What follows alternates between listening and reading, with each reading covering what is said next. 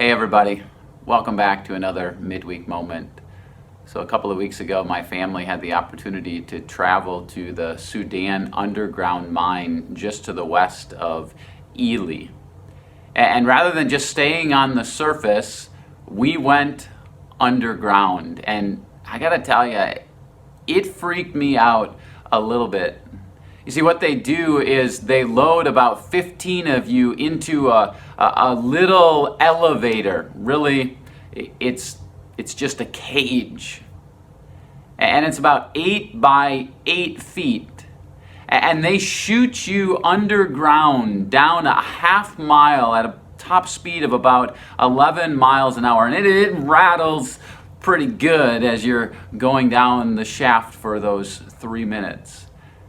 And then you get out and you realize, wow, we are way down underground. In fact, we were so deep underground that we were 70 feet lower than the lowest point in Lake Superior.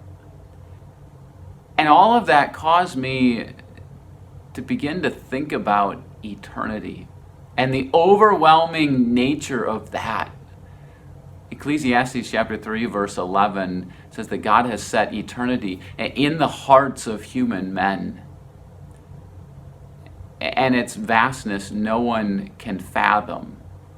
It's overwhelming, and sometimes it might even be a little bit frightening to you to think of something so vast, so big, something that has no beginning and no end.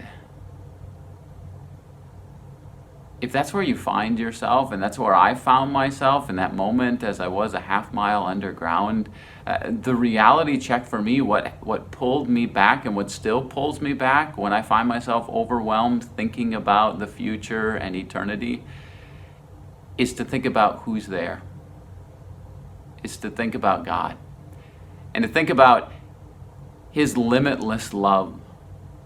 Psalm 36 verse 5 says, "Your love, O Lord, reaches to the heavens. Your faithfulness stretches to the skies."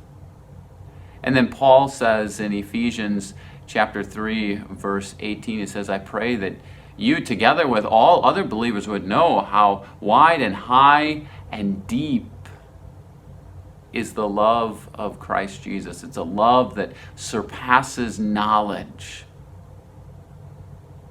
See, when we find ourselves overwhelmed with the incomprehensible, we look to Jesus, we find that He is there with us. And I was reassured as I took that mine tour that the tour guide went with us.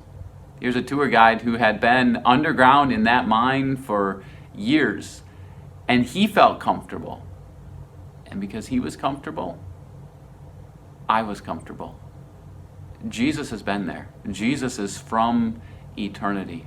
Jesus has come here and limited Himself in this world for you and for me, because He wants to invite us to join Him in eternity. And because Jesus is there, it makes me feel more comfortable.